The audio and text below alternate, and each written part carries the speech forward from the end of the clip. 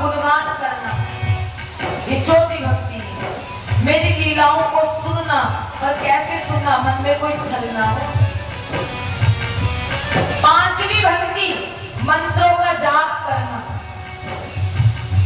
पांचवी भक्ति में आता है हम मंत्र का जाप करें, चाहे दिन में एक ही बार जाप करें, पर करे जरूर। कौन कौन करता है मंत्रों का जाप?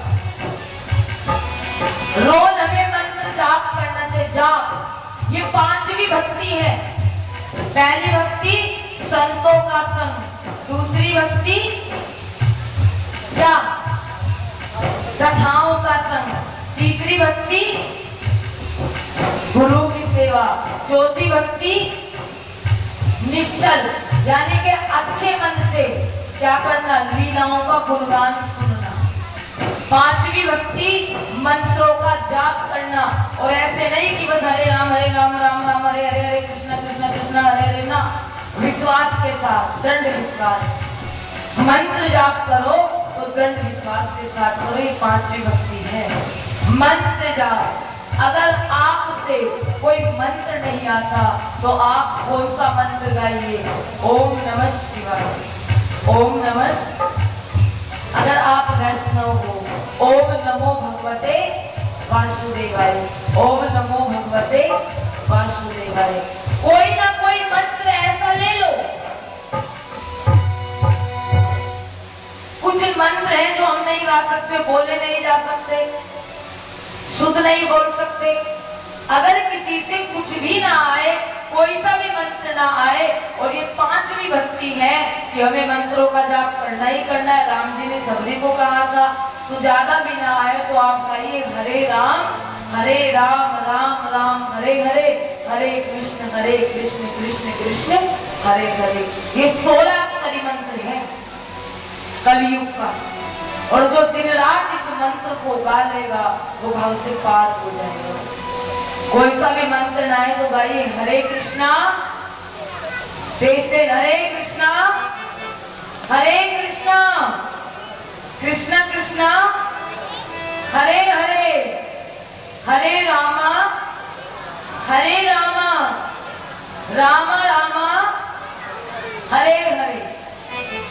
बैठ के समय नहीं मिलता कि भाई गृहस्थी हो, काम काजी हो, ज्यादा नहीं पढ़ सकते, बैठ नहीं सकते, आप वस्त्र धो रहे हो, बर्तन साफ कर रहे हो, झाड़ू लगा रहे हो। सबरी जब झाड़ू लगाती थी तो क्या करती थी? क्या गाती थी? हरे कृष्णा कृष्ण कृष्ण हरे हरे, हरे राम राम राम हरे हरे। हरे कृष्ण हरे कृष्ण कृष्ण हरे हरे, हरे राम राम हरे हरे। ये पांचवी भक्ति है। मंत्र जाप, मंत्रों का जाप करो। भगवान श्री राम कहते हैं मैया छठी भक्ति क्या है? इंद्रियों को संयमित करो। जैसे जैसे आयु बढ़ेगी हमारी जो इंद्रियां हैं, कर्मेंद्रियां हैं, ज्ञानेंद्रियां हैं, जितेंद्रियां हैं, इन्हें अपनी इच्छाओं को थोड़ा कम करते जाओ।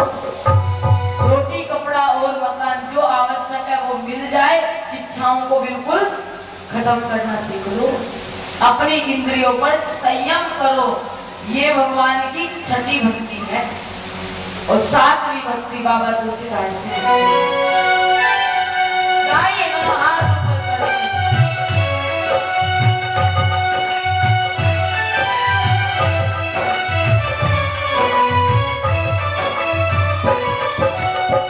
सिया राम में सब जग जानी,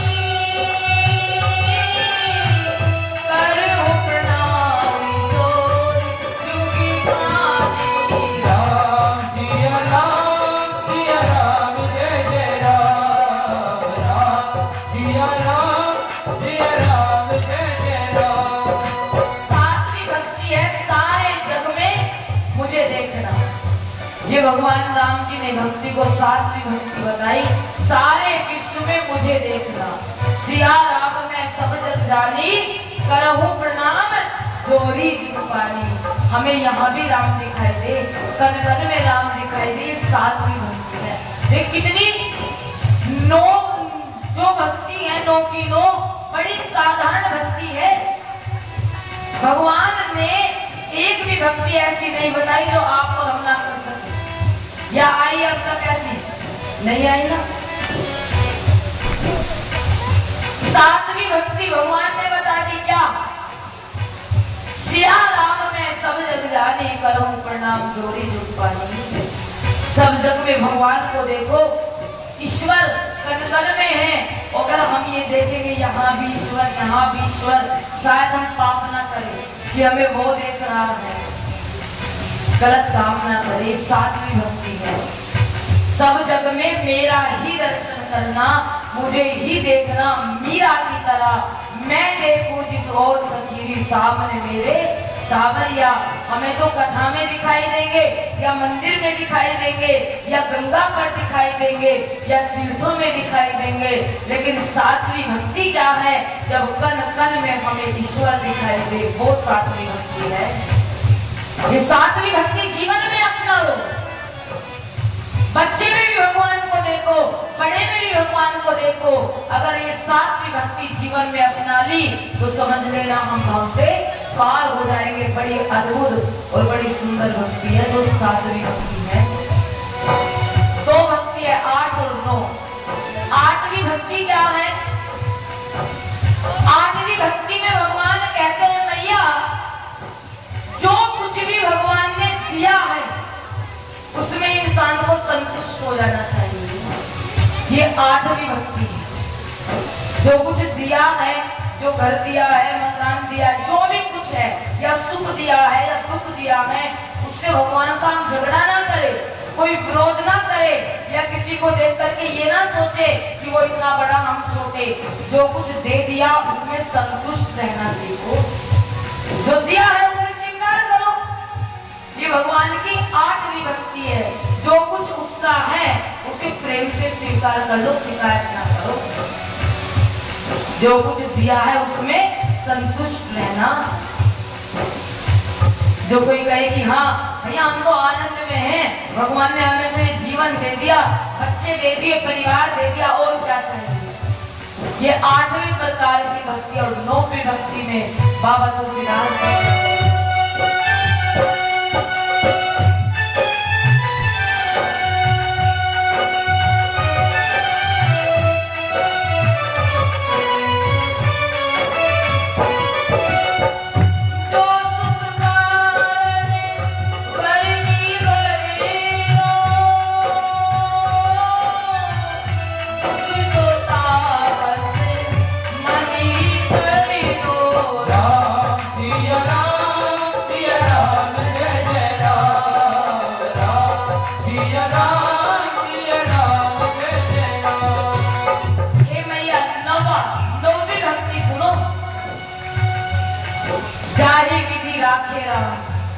ताही विधि रही।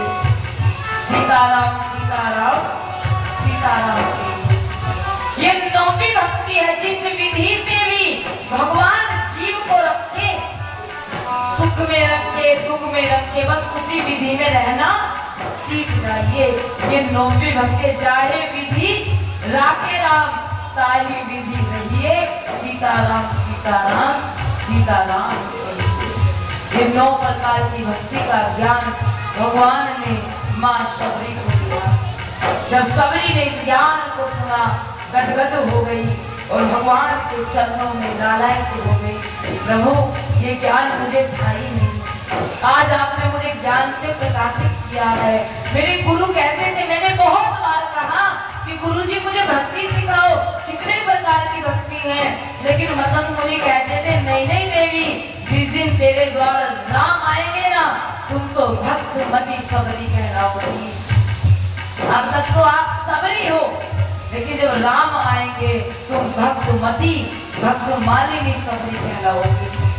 स्वयं राम आकर के तुम्हें ज्ञान देंगे। इसलिए जगत के ब्रह्म ने एक स्त्री को ज्ञान दिया, 9 प्रकार की भक्ति करो। जैसे यहाँ बूढ़ी माताएं बैठी हैं, उनसे भजन नहीं आता। जब बूढ़े बाबा बैठे हैं, उन्हें नहीं पता कि कैसे करना चाहिए, तो 9 प्रकार की भक्ति बाबा ने बता दी। हम 9 प्रकार की भक्ति जीवन में करें। अब ये बताइए 9 प्रकार की भक्ति किसे किसे याद है?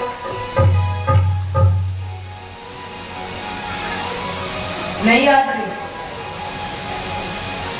याद हो गई? अब जीवन में उतारेंगे कौन कौन? ज्यादा भारी काम नहीं।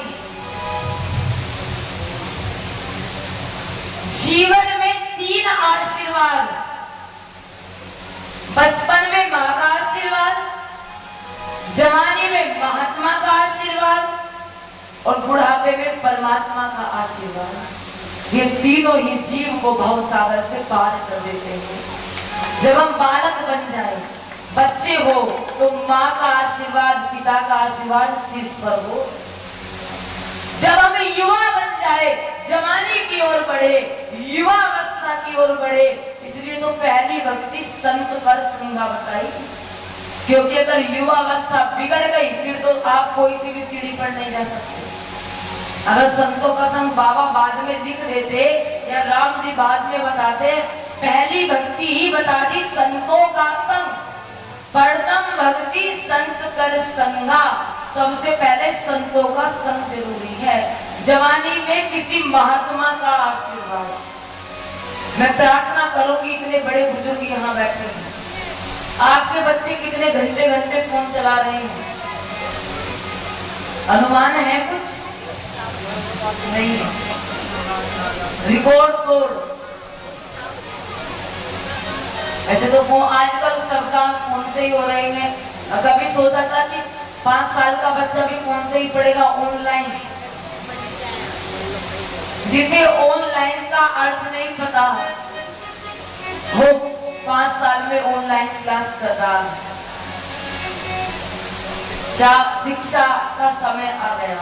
एक वो भी शिक्षा थी, गैप और कमल, गैप और गणेश, और आजकल गैप और गधा। गणेश जी पहले पढ़ाए थे गैप और गणेश, तो बुद्धि गणेश जी की तरह होती थी। आज स्कूल में लिख दिया गैप और गधा, तो बस गधा पढ़ करके आए, तो एक ही बात है, गैप और गधा गधा गधा। इसलिए मैं प्रार्थना करूंगी, जो माताएं हैं, पिता हैं, भाई हैं, जब हमारी आयु युवावस्था की ओर बढ़े, भले ही हम फोन रख रहे हैं, कुछ भी रख रहे हैं, मैं ये नहीं कहती कि फोन चलाना छोड़ दो, क्योंकि आप ये कर भी नहीं सकते, आपका कोई भी नहीं कर सकता। अगर आपके मम्मी पापा जाकर के डांट लगाए, चाटे मारे कि फोन रख दे, ना, ये मत करना, घर में बहुत बड़ा झगड़ा हो जाएगा। फिर कहोगे हम अच्छे खासे कथा में गए, क्या पता फोन आप बच्चे का छीन करके रख लो, वो घर छोड़ करके भाग जाए। फोन चलाने को तो चला रहा है, फोन पर रोक टोक मत करो। फोन के साथ उसके जीवन में रामायण को जोड़ दो कि अगर तू 10 घंटे फोन चला रहा है, मुझे कोई शिकायत नहीं है, तू सारा काम कर, 10 घंटे फोन चला, लेकिन 10 मिनट 5 मिनट रोज तुझे ऐसी निकालनी है, तुझे रोज रामायण का पाठ करना है। पूरी रामायण ना कर पाए तो 1-2 चौपाई रामायण से लेकर के, भैया देख, पूरे दिन पूरे रात अपनी मर्जी की कर, लेकिन 10 मिनट मेरे कहने से तू इस चौपाई को गा लिया कर। यह नवरा भक्ति का प्रसंग। अगर आपके बच्चे 9 प्रकार की भक्ति का जाप भी घर पर करेंगे, तो शायद ये भी आपके जीवन से जुड़ जाए। पढ़ो, लिखो, खूब तरक्की करो, पर मैं एक ही प्रार्थना करूंगी, कभी भी अपने धर्म से अलग मत हो, कभी भी। जहां भी जाओ धर्म के साथ जाओ। स्वामी विवेकानंद जी को आज तक दुनिया याद करती है, क्यों? बड़े बड़े भाषणों में गए, लेकिन उन्होंने कभी अपने धर्म को नहीं छोड़ा, कभी नहीं, संस्कृति को कभी नहीं छोड़ा। और आज 2 साल अक्षर हम पढ़ लेते हैं, सबसे पहले हमारी संस्कृति छूटती है। सबसे पहले आप देश में रहो, विदेश में रहो, यूपी में रहो, तीर्थ में रहो, अलग राज्य में रहो, कहीं भी रहो, जैसा माहौल है वैसा ढलना पड़ता है, पर कभी भी अपने राम को मत भूलो, कभी अपनी सभ्यता और संस्कृति को मत भूलो। अगर हालत देश की बताने लगेंगे, पत्थर भी आंसू बहाने लगेंगे, कहीं भीड़ में खो गई है मेरे भारत की संस्कृति, जिसे ढूंढने में जमाने लगेंगे, जिसे ढूंढने में जमाने लगेंगे। पढ़ाई के साथ साथ हमने अब तिलक लगाना बंद कर दिया, पढ़ने क्या लगे जनेऊ। आज कितने बच्चे हैं यहाँ युवा पीढ़ी जिन्होंने जनेऊ धारण कर रखा है, आप बताइए, युवा बच्चे बताइए।